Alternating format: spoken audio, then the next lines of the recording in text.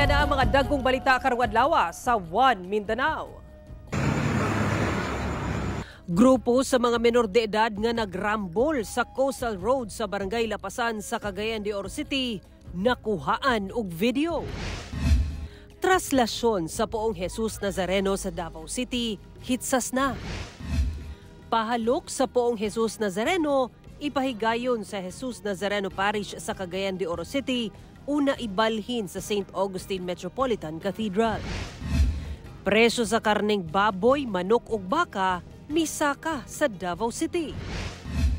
Comelec Region 10, gidala ang automated counting machine sa mga barangay sa Cagayan de Oro City aron masulayan sa mga botante. Ito ang GMA Regional TV 1 Mindanao. Mayong hapon Mindanao, ako si Sara Hilomen Velasco.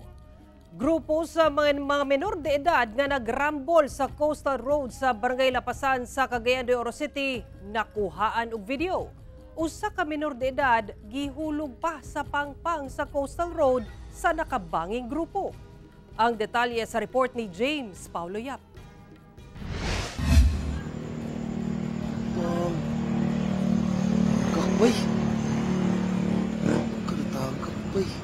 Nakuhaan og cellphone video ang rambol sa grupo sa mga menor de edad sa sitio Lambago, Barangay Lapasan sa Cagayan de Oro City. Pasado alas 11 sa gabi adlawng Martes, makita ang duha ka grupo sa mga menor de edad nga lalaki nga nagsinumbagay sa maong lugar. Taod-taod, makita usa ka lalaking menor de edad nga nakahukas ug gitulak ang laing menor de edad nga lalaki nga nakaputi. Hantod nahulog kini sa pangpang sa maong Coastal Road. Pagkahuman, daling nanagan sa lugar ang uploader sa video ug dito na niya nakita ang menor de edad nga gihulog sa pangpang. Dihang gipangita ang nawalang cellphone sa maong batanon, nadiskubrihan nga aduna pa day laing menor de edad ang gihulog sab sa pangpang nga wala nakuhaan og video sa uploader. Nataga ko. Kuya to asa to. Ato yung kauban ninyo. Patay na.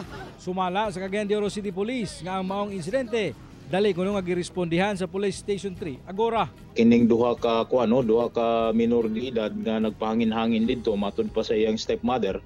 Kalit lang nga giulan giatake aning grupo nga mga minor de edad. Sumala sa kapulisan nga nailhan na nila ang maong grupo nga nangulata og naghulog sa laing duha ka mga minor de edad ug gi-refer na ang maong kaso sa Barangay Lupon sa Barangay Lapasan. Wala na sab magduso pa og reklamo ang kabanay sa gikulata nga mga minor de edad. Mas gipahugtan pa karon ang police visibility sa lugar ug gipahimangnuan ang mga ginikanan nga dili sugtan ng ilang mga anak nga magtambay sa Coastal Road. So ang Police Station 3 personnel sab nagpahigayon og follow up para taga-agasulbaran ang naitabo. Ako si James Paulo Yap, One Mindanao. Gipangandaman na ang traslasyon sa Poong Jesus Nazareno sa Davao City nga ipahigayon ugma atol sa kapistahan sa Poong Jesus Nazareno. Atong sayro ng detalye niini sa live report ni Jandy Esteban. Jandy. Sara, ang mga deboto sa Poong Jesus Nazareno sa Davao City alang kanila ang kapistahan usa ka kasaulugan sa ilahang debosyon sa pagtuo nga mapanalipdan sila sa unsa mang dautan. Panahon usab kini sa pagpasalamat sa Jesus Nazareno. Ani ang report.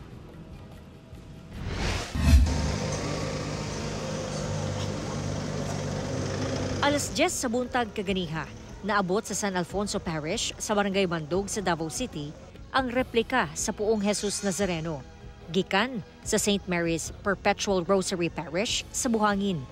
Usa sa mga deboto nga nag-atang mao ang 73 anyos nga si Celestina Camarillo. Kinsa wala gisayang ang panahon nga makahikap sa Jesus Nazareno. Oo ko nga makaayag siya sa akong mga sakit nga pangandoy nga ayohon unta niya. Si Marvin, 8 ka tuig na nga deboto. Nagabaligya sab siya og mga imahen. Kung pamilya magabayan po. Walay mga sakit akong mga anak. Garsiyahan tagamay. Basta ko lang jud magsalig lang jud kadud sa iya jud. Dinhi sa San Alfonso Parish manukad ang traslasyon sa Poong Jesus Nazareno ugma sa adlaw sa kapistahan.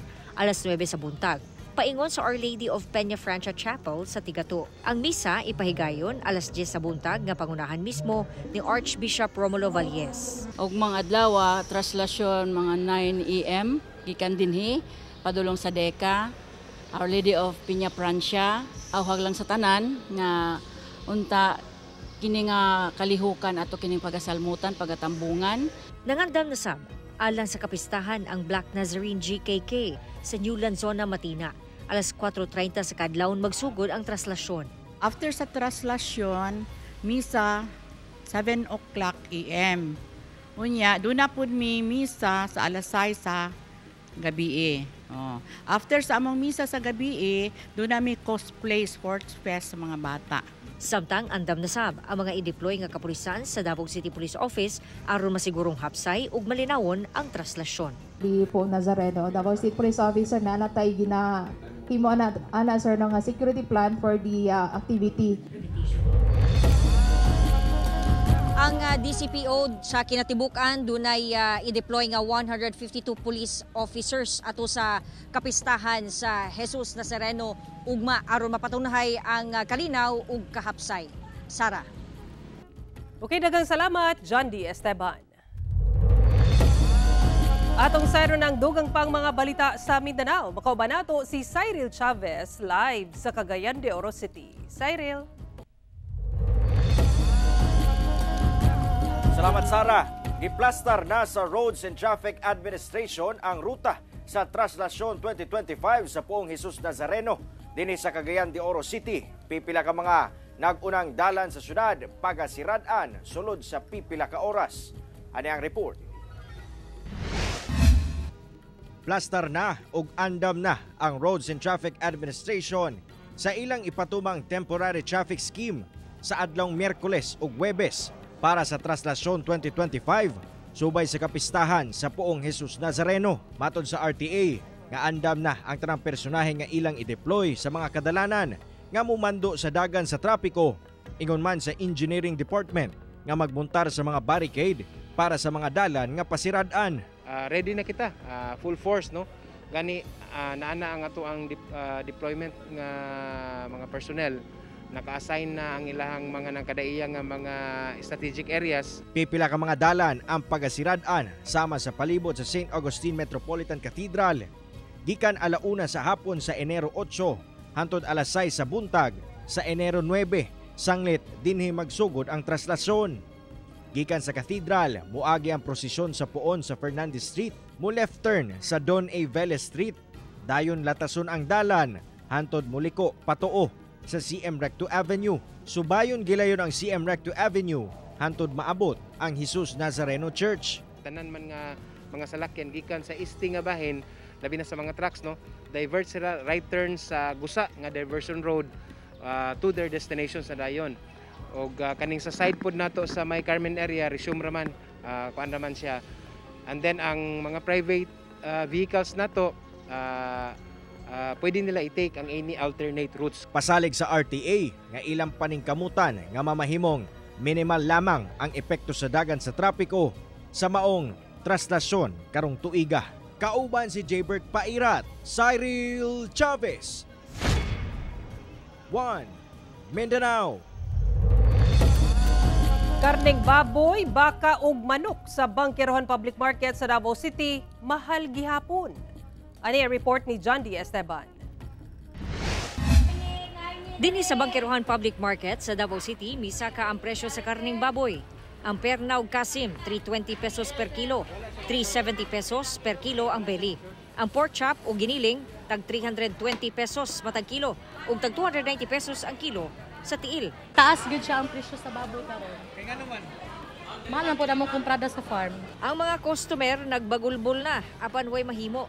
Ipaigo na lang yun daw ang budget. Perteng mahalag yun. Karon? Karon, panahon na. Di ka itong niaging December. Okay pa to, kay 290. Karon 330. Pero mupalit na lang yun, kay kinahanglan man po. Dili yun itong malit ka nga marag sobra kay medyo mahal ang presyo. Ang karneng baka, mahal gihapon. Pilang kilo ron sa baka? 400. Ang karon ang tawanan til 200 kapin. Ang manok wala pa daw gihapon minaog ang presyo sukad Disyembre sa nakalabang tuig. Ana kini sa 150 to 155 pesos per kilo. Daghan nag-stock. Pero wala pa siya nagbaba, mahal gyapon.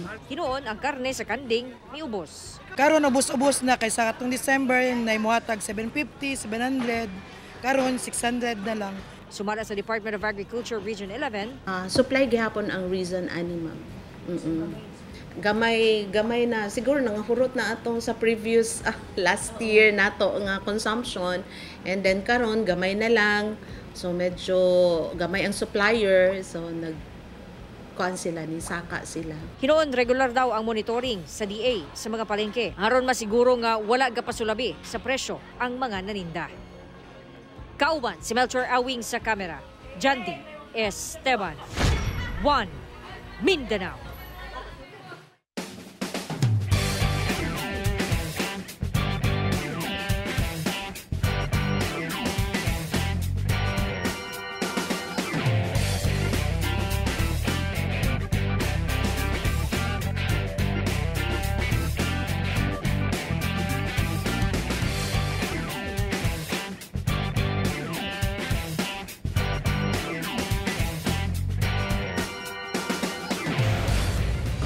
Ito ang GMA Regional TV 1 Mindanao. Kapin gatos ka magbanay ang apektado sa nasenating pagbaha sa Coronadal City gumikan sa kusog nga ulan kagabi.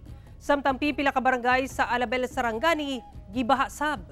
Ang detalye sa report ni Efren Mamak. Salom na din. Gituklod na lang ni ining motorista ang iyang sidecar diyang naglisod na gumikan sa taas nga tubig baha sa Pantua Street, Coronadal City pasado alas 6 Martes sa gabi gumikan sa kusog nga ulan. Gani ang ubang sakyanan naglisod sab og labang sa maong kadalanan. Low, baha is wind.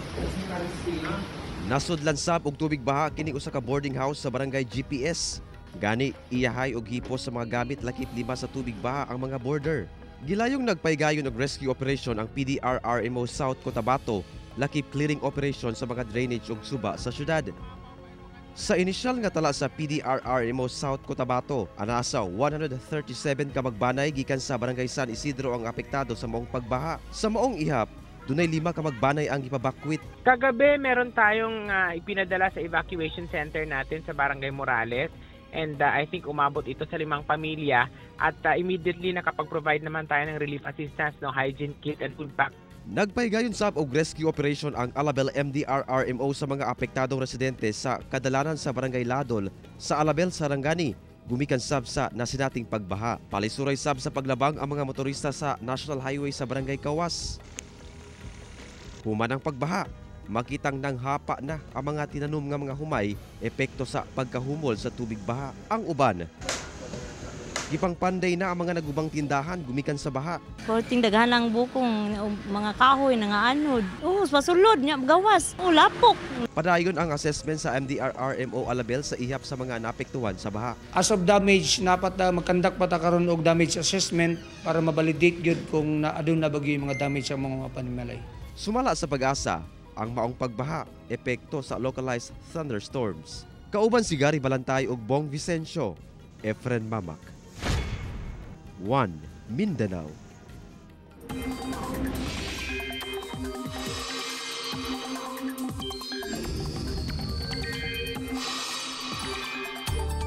Bisan makasinati og maayong panahon, ilabi na sa buntag, posible gihapon ang mga pag-ulan tungod sa managlahing weather systems. Sumala sa pag-asa, temporaryong mihinay ang epekto sa Intertropical Convergence Zone o ITCZ sa Mindanao. Apan padayon ang epekto sa shear line ug amihan sa Luzon ug Visayas. Base sa datos sa Metro Weather, ulanon gihapon ang dakong bahin sa Mindanao sama sa Sulu Archipelago, Zamboanga Peninsula, Northern Mindanao, Caraga, Davao Region ug Sorsogon, dala sa localized thunderstorms. Posibleng kusog ang mga pag-ulan sa daghang lugar, busa mahimong alerto gihapon sa pagbaha o landslide. Gitunon na sa DSWD Region 11 ang halos 24 million pesos nga kinatibuk ang kantidad nga relief packs alang sa mga apektado sa pagbaha sa Davao Region. Sa impormasyong nakuha sa GMA Super Radio Davao gikan sa DSWD 11, lakip sa maong mga relief pack ang mga pagkaon ug non-food item. Partikular nga gitunulan sa maong mga hinabang ang mga apektado sa pagbaha sa lungsod sa Maco, Davao de Oro ug sa Malita ug Santa Maria, Davao Occidental. Subay sa hangyo ug datos nga gisumite sa mga lokal nga kagamhanan. Sumala sa DSWD, dulan 24 million pesos ang kantidad sa mga relief pack nga ilang giapod-apod. Karamdumang nakasinati og mga pagbaha ang pipila ka bahin sa Davao Region sa mga nakalabayng semana tungod sa epekto sa Intertropical Convergence Zone.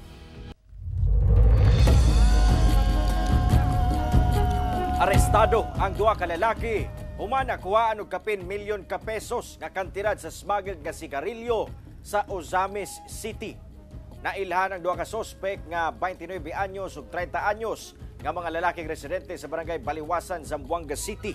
Sumala sa kapulisan sakay sa usa ka van ang mga sospek nga miagi sa checkpoint sa Ozamis City.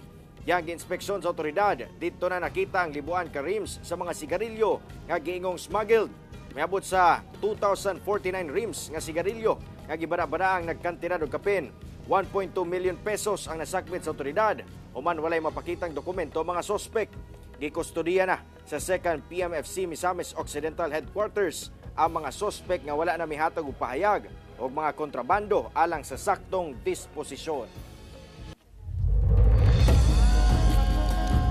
Patay ang usa ka lalaking negosyante. Human giposil sa wala pa mailing sospek sa UPI Maguindanao del Norte.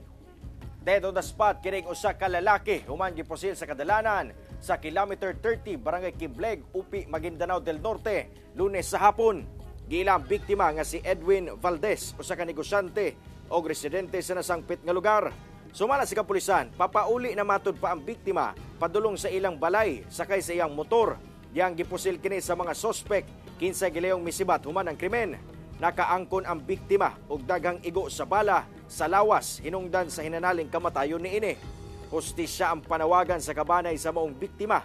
Samtang padayon pa ang hot pursuit operation sa kapulisan batok sa mga sospek, lakip ang pagsuta sa motibo niini sa pagpamusil. Nagpabiling gawas doon sa red tide toxin ang Davao Region base sa ulahing shellfish bulletin sa Bureau of Fisheries and Aquatic Resources.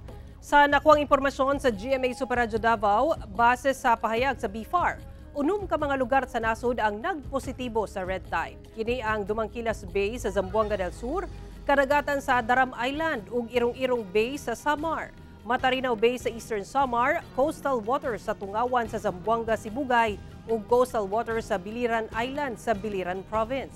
Bisan ini gawas nun sa red tide toxin ang Balite ug Puhada Bay sa Mati City, Davao Oriental, Tagabuli Bay sa Davao del Sur ug Malalag Bay sa Davao Occidental ug Davao del Sur.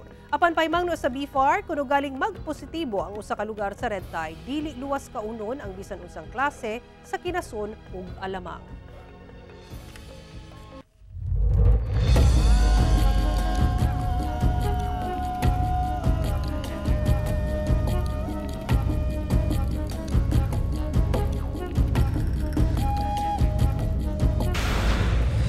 Ito ang GMA Regional TV 1 Mindanao. Usa ka classroom sa usa ka tulunghaan sa Davao City ang partially damaged tungod sa ceiling fan nga nasunog kagabi. Sa impormasyong nakuha sa GMA Superradyo Davao, migula sa investigasyon sa Bangoy Fire Station nga dihang nagroving ang security guard sa tulunghaan alas 9:15 sa gabi na matikdan niini nga nagkalayo ang maong ceiling fan sa usa ka classroom.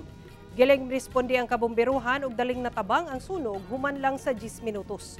Minadeklarang fire out alas 9:25 niadtong gabi unasab. Wala na mikuyana pa sa ubang classroom ang kalayo. Sumala sa kabomberuhan, electrical short circuit ang hinungdan sa sunog. Hinuon walay na angol aton sa hitabo apan nasunog ang ibabaw nga bahin sa maong classroom. Ginasuda pa ang kantidad sa nadanios tungod sa sunog. Kapin gatos ka mga boga o halos 50 ka mga nakumpiskang open pipe muffler o bora-bora ang gipangguba sa Cotabato City. Kini subay sa kampanya sa kapulisan lakip LGU kontra boga ug bora-bora. Ani report ni Efren Mamak. Gawas sa 136 ka mga improvised firecracker o boga, gipangguba sab ang ana sa 47 ka mga open pipe muffler kon bora-bora. Pinaagi sa pagpisat niini gamit ang pison sa Cotabato City People's Palace grounds niadtong Lunes sa buntag. Gipangunahan kini sa kapulisan ug lokal nga kagamhanan sa Cotabato City. Ang maong mga bora-bora ug boga nasakmit sa kapulisan sugod niadtong Disyembre hangtod January 3 ning tuiga. Matud sa Cotabato City LGU nga karong tuiga mas pahugtan nila ang kampanya batok paggamit og open pipe muffler sa mga motor. Bawal matud pa kini sanglit ang kusog nga saba niini makadistorbo sa mga residente. This is just a warning to all of them that we are serious in running after those who are violating an already existing ordinance against open pipes. No, meron po tayong ordinansa na nagbabawal sa paggamit ng open pipes, and kasunod nito, yung mga nadakip din ito ay nagbayad na rin ng mga multa. No? Posible sab mapriso kung makalapas niini sa tulo ka higayon. Pag hindi talaga kaya, meron naman nakasaad doon na 3 beses na violation will already qualify for imprisonment. Nakatakda sa mag-inspeksyon ang kapulisan sa mga tindahan nga nagabaligya o mga open pipe nga mga tambutso sa syudad. Continuous yung operations natin araw at gabi para maiwasan yung paggamit dito. At aside from that, I'm planning to have some inspection doon sa mga nagbebenta ng mga open pipes at maabisuhan natin sila na ito'y bawal po. Efren Mamak, One Mindanao. Karong bispera sa pista sa poong itom nga Nazareno, gitugta na sa Jesus Nazareno Parish sa Cagayan de Oro City ang pahalok o ang paghawid, ingon man pagduol sa imahen. Pipila ka mga deboto midagsa na. Traslasyon nga pagahimon og mga adlaw, andam na sab. Ani ang report. Hinay-hinay na nga midagsa ang mga deboto sa poong itom nga Jesus Nazareno sa Jesus Nazarene Parish Archdiocesan Shrine of the Black Nazarene sa downtown Cagayan de Oro City. Karong bispera sa kapistahan niini, mihalad og pag-ampo ang mga deboto pagpakita sa ilang debosyon sa poong Jesus Nazareno. Usa si Nanay Gingging sa mga Cagayanon nga unang midagsa sa simbahan. Pag-ampo niya karon tuiga nga padayon siyang gabayan ug tagaan ug maayong panlawas sa Ginoo. Ako na feel nga ang akong mga balatian, mga sakit pinaagi sa to pag-ampo. Dili gyud ingon nga mawala kay usaman kinigid nato kanay sakit, pero at least kaya nato magmalig-unon. Karong adlaw, pinaspasay na sab ang pagtrabaho sa mga church workers aron maplastar ang simbahan. Plastar na sab ang karo nga mo'y sakyan sa puon atol sa traslasyon ug mga adlaw. Sumala ni Monsignor Percius Cabunok, Parish Priest sa Jesus Nazareno Parish, nga plastar na ang ilang giandam nga schedule sa traslasyon 2025. ug mga misa nga ipahigayon. Gibawal sa traslasyon karon tuiga ang paglabay sa mga panyo aron ipahid sa puon. Basin kung sa layo kaayo dili siya masaw o niya makaigo na hinuon sa ulo sa mga ihos nga nag-proteher sa Black Nazarene. So while this nga mga pagka-istorya, basin unya kung lahi ang putuson, basin kung something mubuto hinuon siya, na mao na nga atong ibawalan. Samtang gibarugan sab ni Monsignor Cabunok ang paggamit sa termino nga Black Nazarene sa pagtawag sa puon. Kini sukwahi sa gipagawas nga pahayag sa Quiapo Church nga dili na gamiton ang Black Nazarene, inay Jesus Nazareno na lamang.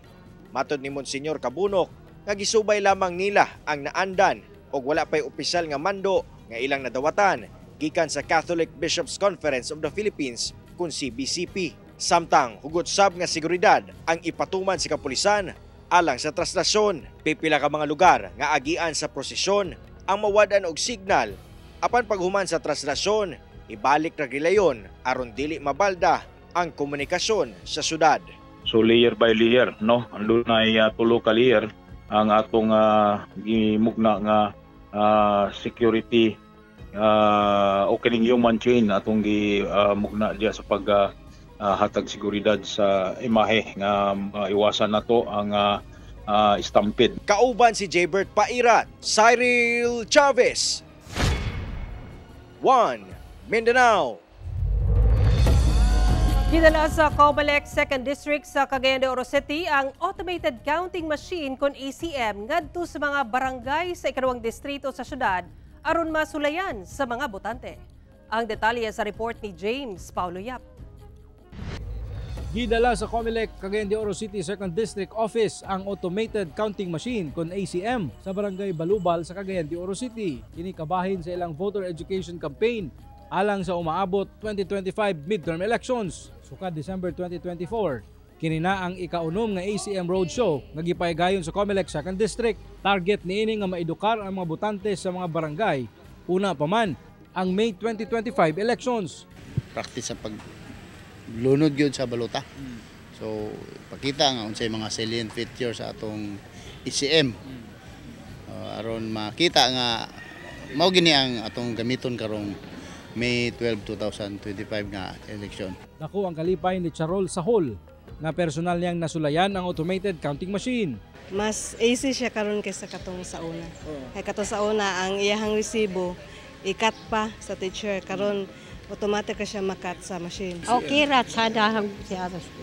Okay ra kayo. Oo, okay ra kayo. Magpadayon ang ACM Roadshow hangtod Enero 31. Nagpahibalusab ang Comelec sa mga dagkong kumpanya nga mamahimo silang mag-request og ACM demo sa Comelec sa ilang mga establishmento. Kay naname among mga schedule sa mga barangay. So possibly kung mga hapon nga mga schedule, pwede na mo ma-accommodate. Kauban si Roland Cañas, James Paulo Yap, 1 Mindanao. Kinahanay na sa Barangay LGU Lakip Kapulisan ang umaabot nga kapistahan ni Senyor Santo Niño sa usa ka barangay sa General Santos City sunod semana. Gilauman nga dagsaon kini sa libuan ka mga deboto. Ang detalye sa report ni Efren Mamak. Makita na kining mga traffic signage nga nakatakdang imontar sa mga kadalanan sa Barangay Bula, General Santos City. Kini aron mahimong hapsay ang dagan sa trapiko alang sa pagsaulog sa kapistahan ni Senyor Santo Niño sa maong barangay karong January 15. Doon na sa ipahigayon nga road clearing. Inaot unta nga masabtan nato karong umaabot nga kapistahan nga ato agyo nga adunay mga clearing sa kadalanan aron mahapsay ginato ang ato ang pagsaulog sa kapistahan. Anaa matud pa sa kapin 200 ka mga PNP personnel ang i-deploy sa maong aktibidad. Gani ang uban gi-deploy na sa gipahigayong Novena Masses. Karon nagsugod na tag-Novena sa atong simbahan. O yan, natay security deployment dito nga mga pulis. Then antong kanang 2 days na 3 days nga disperas o kahulugan sa pista, puno-puno ginagtao. Atul sa kapistahan, dunay ipahigayon nga procession, fluvial parade, street dancing ug uban pang aktibidad. Salmutan kini sa libuan ka mga deboto nga gikan sa nagkalain-laing lugar sa nasod. Ang kaning kapistahan diri sa Santo Niño gid sa Barangay Bula gid nailhan na gid ni dili lang sa diri sa Jensan kundi tibuok na gid tibuok nasod. Actually mga taga-ubang mga taga-lugar Luzon, Visayas moanhi gyud diri sa Jensan. So this is not just about Barangay Bula, this is also about the pride of the city of Jensan City. Kauban si Gary Balantay ug Bong Vicencio, Efren Mamak. 1 Mindanao. Mao kato muling balita sa Mindanao karong adlaw. Mamahimo ninyo kini makita pag-usab pinaagi sa pagbisita sa official website sa GMA Regional TV o bisitahang among official YouTube channel ug i-click ang subscribe button para sa pinakaulahing balita. Daghang salamat sa atong mga kapuso sa Mindanao nga nagalantaw kanamo ug sa atong mga kapuso abroad. Padayon lang sa pagtutok sa mga lokal nga balita matag adlaw tungod sa GMA Regional TV, Local News Matters. Kami ang GMA Regional TV 1 Mindanao, tibok persa para sa mas dakong misyon ug mas halapad nga pagserbisyo sa nasod.